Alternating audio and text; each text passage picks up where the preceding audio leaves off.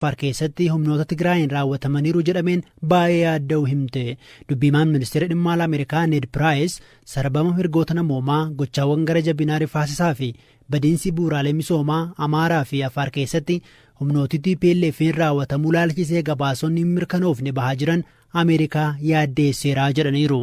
Ned Price qaamoleen waraana keessatti hirmaatan hundinuu tarkaanfii namoota nagaaratti fudhatan irraa of qusachuu qabu jedhan. Aangawoonni dhimmi isaan laallatu gabaasaalee kanneen qorachuun dhugummaa isaanii akka mirkaneessanii fi kanneen harka keessaa qaban itti gaafatamoo taasisuu keessatti sirna hundaammataa fi ifatee akka hordofaniif ni gaafannaa jedhan ibsa ba'e keessatti.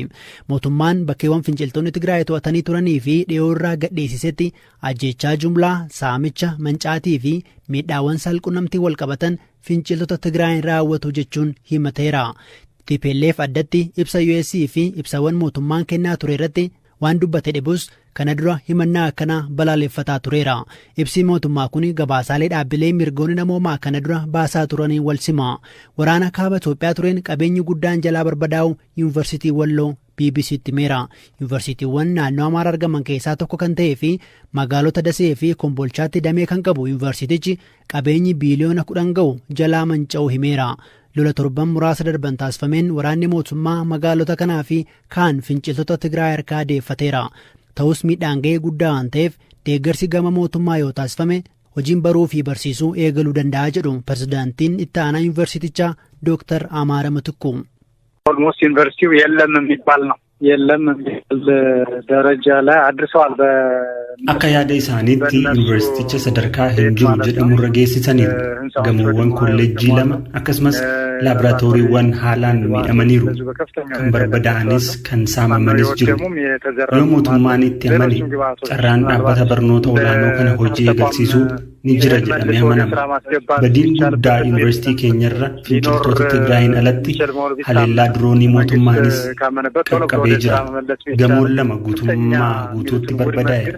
Akkasumas galmi guddaan barattoonni itti eebbifaman akkasumas gamoon bulchiinsa yuunivarsiitichaa manca'aniiru. Farnicharoonni, kompiitaroonni manca'aniiru yookaan saamamaniiru. Badii kana furuun yuunivarsiiticha bakka dur turetti deebisuuf gabaa amma jiruun yoo laalle kan yuunivarsiitii Walloo qofa gara birrii biiliyoona 10 ni gaha. Finciltootni kaampaasii Kombolchaa buufata leenjii isaanii, kaampaasii Dasee immoo buufata ajajni irraa kennamu akkasumas bakka itti wal gahan godhanii turan. የማዘዣ ጣቢያቸውም ፕላስ የስልጠና ቦታ ኮምቦልቻ ካምፓሱን የስልጠና ቦታቸው ነበር ያደረጉት። ፕላስ የደሴ ካምፓሱን ደግሞ የማዘዣ ጣቢያ አድርገው ስብሰባ ቦታም የነበረ ነው ማለት ነው። መንጫቲ ከነ ቦዳ ኤገሬን ዩኒቨርሲቲቻ ማልታ ጀኔ ዶክተር አማረ ጋፈነ ተወሰኑት ትምህርት ዘርፎች ላይ አስቸጋሪ ሊሆን ቢችልም እንኳን ላብራቶሪ ማቋቋም ወርክሾፕ ማቋቋም dameewwan barnootaa muraasa irratti rakkisaa ta'us kutaa laaboraatoorii qopheessuun kan yeroo fudhatu ta'us barattoota saayinsii hawaasaa fi kanneen saayinsii biraatiin barnoota laaboraatoorii xumuran eebbisiisuun ni danda'ama.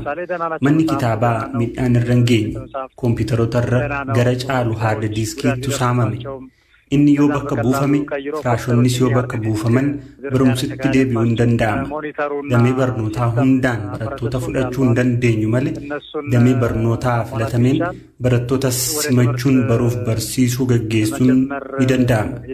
Hanga suphamee bakka duriitti deebi'utti yoo eegne hanga waggaa 2 ol nu duraa fudhachuu danda'a. Keessumaa kanneen saayinsii hawaasaa barataniif eebbaaf jiini 2 isaan hafe simannee eebbisiisuun ni danda'ama. እና ተመራቂዎችን ማለት ነው ኦልሞስት የጨረሱ አሉ 1 ወርና 2 ወር የቀራቸው እነሱን ተቀብለን ማስተናገድ የምንችልበት ሁኔታ ይኖራል ማለት ነው። መንጫቲን አለቲ ናናው ዩኒቨርሲቲ ወሎ ዋልችራ ወተሜ ጅራቹ ወደፈኔራ ሃንገም ዱጋደ ጀኔ ዶክተር አማረ ጋፈኔ ቁስለኞች ቀድመው የመከላከያ ኃይል እዛ ነበረበትና miseensonni raayyaa ittisa biyyaa miidhamanii achi turanii fi jiraattota naannichaa irratti miidhaan gaheera. Kunneen ajjeefamanii yuunivarsiitii keessas naannochas reeffi isaanii argamee uummanni awwaaleera. Finciltoonni Tigraay kallattiin mana isaanii seenaa ajjeesan turani. Yuunivarsiitii keessaaf ala kan awwaalaman jiru. Hojiin kana qulqulleessuu yeroo dhiyootti adeemsifama. isa yuunivarsiitii Walloo finciltoota Tigraay himate irratti gama TPLF'n wanti jedhamee hin jiru.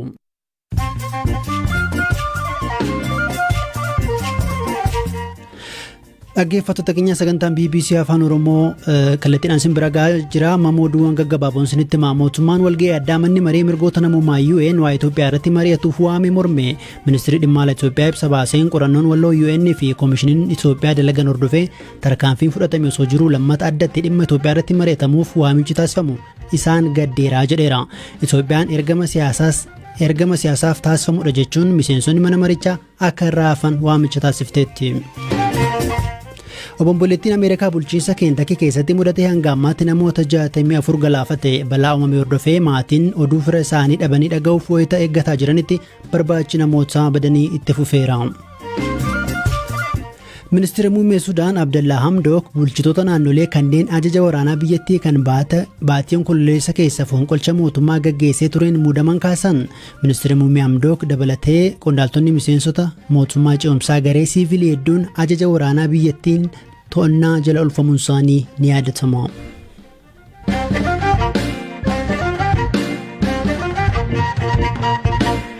Oduu biraattan ja'a erga mootummaan torban 2 dura magaalaa seena qabeettii Laalibalaa to'achuu ibsee booda dilbata kaleessaa finciltoonni TPLF magaalattii to'achuun dhagahame. AFP fi Reuters jiraatota eeranii akka gabaasanitti lola maleetii magaalachuu to'achuu kan danda'an. Hirphaa Gammachuu bal'isee nutti hima. Finciltoonni TPLF magaalaa bakka hambaa seenaa UNESCOtti galmaa'e of keessaa qabdu Laalibalaa wayita to'atan dhukaasni oomtuun turre. Laalibalaan bakka argama bataskaana dhagaarraa bocaman qabdu beekamtu yoo taatu baatii hagayyaa darbe humnoota Tigraayin to'atamtee turte. Erga humnoonni federaalaa to'atanii guyyoota 11 booda immoo finciltoonni deebisanii to'achuun dhaga'ame. Namni ta'ii sana ijaan arge tokko Reutersitti akka himetti humnootiin mootummaa federaalaa wajjiniin wal waraanan halkan gaafa sanbataarraa kaasuun Laalibalaa dhiisanii bahaa turani. Namni kun akka jedhutti kanneen hafan dilbata ganama bahan dhukaasa fageenya irraa kan dhageenye halkan duraa ture. Garuu humnoonni TPLF dhukaasa tokko malee deebisanii magaalaa Laalibalaa to'atanii jedhan. Namni kun adda bilisa baasaa Tigraay wabeeffachuun AFP'n akka gabaasetti magaalaa Gaashanaa kan dhiyeenya Laalibalaatti argamtu dabalatee deebisnee aleellaa bal'aa gaggeessaa jira jedhan. Dhimma kanarratti hanga ammaatti gama mootummaatiin yaadni kenname humtuun jiru.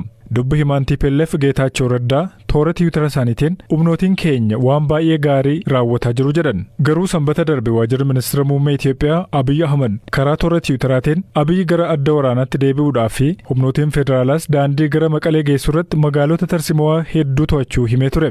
Torban darbe jiraatonni Laalibalaa AFP'n dubbise loltoonni TPLF bakka qulqulluu naannoo Amaaraa keessatti argamu kanaaf eegumsa taasisan illee uummata magaalittiif garuu jireenyi rakkisaa ture jedhan. Finciltoonni irra deebiidhaan nyaataa fi bilbila moobaayilii barbaadu. Akkasumas kuusaa qorichaa hatanii jechuun AFP'n kan gabaase. Jiraataan tokko namoonni baay'een magaalittii gadhiisanii bahaa jiru tarii haaloo bahuu danda'u jechuun waan yaadaniifi jedha. Duraan yoo Tigroonni ba'an gammachuu keenya ibsannee turree jedhan. Dilbata ministeera muummee Abiyyi erga humnoonni TPLF buufata waraanaa mootummaa federaalaa kan kaaba biyyattii irratti aleellaa raawwatan jedhaniin booda waraana gara naannoo Tigraayitti ergan. Isaan boodas humnoonni federaalaa waraana torbanoota muraasa gaggeessaniin magaalaa Maqalee to'atanii turan. Haa ta'u malee waxabajjii keessa finciltoonni cimuudhaan deebi'anii naannoo Tigraay qabachuun gara naannolee ollaa Amaaraa fi Affaaritti babal'achuu eegalan. Finciltoonni gara magaalaa guddoo Finfinneetti dhiyaachaa dhufuu isaaniitiin biyyoonni akka United Kingdom, Ameerikaa fi kaan hedduus yaaddessuun lammiilee isaanii Itoophiyaa keessaa akka ba'aniif kan gaafatan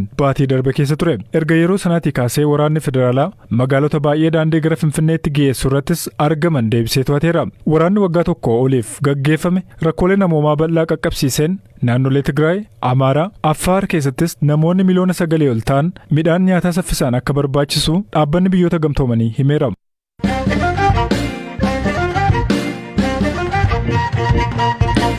Mee hangam keessantu oolmaa barsiisaa keessanii yaadata? Naqamteetti barattoonni duraanii barsiisaa Abeel Bulchaa kaka'umsa mataa isaaniitiin walqindeessanii oolmaa barsiisaa isaanii gochaan agarsiisan oolmaa barsiisaa yaadachuuf fakkeenyummaa gaariidha. Hojii gaarii dhalootaaf barumsa ta'u barsiisotaaf immoo haamlee dabaluudha. Barattoonni duraanii magaalaa Naqamtee barsiisaa isaaniif konkolaataa birrii 700 ol baastu bitanii kennaniiruu fi kanneen barattoota qindeessan keessaa tokkoo fi yeroo ammaa siivil injiinaringiitiin daandii qilleensa Itoophiyaa keessa kan hojjetu Bizu'aan Tashooma barattoonni 100 irratti hirmaatu BBC'tti hime. Barsiisaa Abeel Bulchaa kan konkolaataa badhaafaman maal jedhu dubbiseera. Ammas isa hojjechaa jira. Tuni torba fitee 8ffaa keessa jiraan. Sooromatti dhiyaatan jechuudha reemma?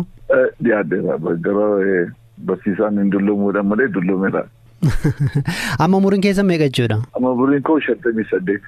Tole akka dhageenyetti egaa barattoonni keessan duraanii walitti dhufaniiti kan isaan konkolaataa isin badhaasuu isaanii kan dhageenye. Konkolaataa akkamiiti wanta akkasii kan eegdanii turtan isin? No, waan akkasiillee konkolaataa isaanii bitanii giichiidha.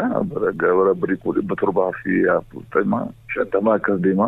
Konkolaaticha jechuun ta'in ijoollee guddistee dhuma isaanii akkasii nama guddaa ta'anii inni kaan dooktar, inni kaan paayileeta, inni kaan injiinar hedduu kan ta'an immoo leksharoota eessaa kaasa Gondar Medical School, Bahar Dar, Adra University, Jimma University, Haromaya iddoo isaan hin jiru. Vootidii ta'in hojjedhee badhaasaa fituun ta'in bakka nama guddistee dammiin kee iddoo guddaa akka ga'uuf fedhii faawwii keessa koo tureeti. Akka ijoolleen herreegasii dandeessuu bakka asfaltii amma hin danda'u hundumaan gargaare. Tole. Kana dura konkolaataa qabdu turtanis? Kanayyuu hubatanii taa'an kan isaan naafisanii. Yeroo isaan konkolaataa qabu miilaan deemaa. Eessa barsiistu isin? Amma mana tamaarii dhuunfaan hojjedha kan irraa missionaaritii innovative jedhu. Boarding innovative academy dhuunfaati kan inni hojjechaa jira. Magaalaa Finfinnee jechuudha. Egaa miindaan barsiisotaan beekama ammatti garuu booda kana fooyyee qaba gaarii ta'uusaa dhageenya.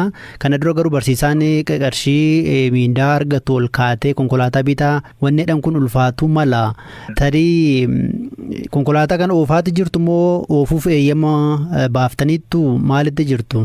Anillee waan akkasii baruun badaan natti ulfaatu dafeeruma baruu nan danda'a deema yaada oofuus nan danda'a amma. Garuu duraan nama konkolaataa oofuun ni rakkinni bitachuu baqa adda adda yaadu waan akkasii. Amma barsiisonni baay'ee nama waa'ee mindaaf kaase. Har'ayyuu jireenya barsiisaa mindaadhaan Itoophiyaa keessa jiraata akka yaaddi. Iddoo fedhe yoo jiraatte of qabdee siyaajamanii torban labayyuutti sarvaayivii gochuun dandeessu mindaa amma jiru akkuma biyyaatti. Baay'een itti gammada gaafa riizaaltisanii argitu. Kontribuushinii mataa gootii keessa ofii koo amansiisee maqaan jiruu fi. Amma barattoonni keessan duraanii walitti dhufanii konkolaataa bitan isinii kennaniiru. Isin immoo konkolaataa caalaa bakka barattoonni kun gahantu na gammachiiseera naan jettanii erga isin kaaftanii hariiroon barataaf barsiisaa yeroo kana yoo akkamtee wayya jettu isin akka nama muuxannoo waggoota dheeraa barsiisumaa keessa turetti. Yeroo baay'ee maal jedhu barsiisaa ture barnooti jedhu garuu barnoota ammayyuu hin caalasa duri aan akka yaadutti anis baradheen darbee yeroo barachaa ture barsiisaa fi barataa gidduu reeleeshiniin jiru baay'ee gadaadha. Hawwii kee fedhii kee ittiin himtu ani immoo ijoolleen barsiisee akka hiriyaatti akka obboleessaatti akka abbaatti maqaatti dhiyaatee fi barataan darbee mataa kee yaabbatu si kabaje yoo garaa keetii hojjettee jaallata. Dhaggeeffattoota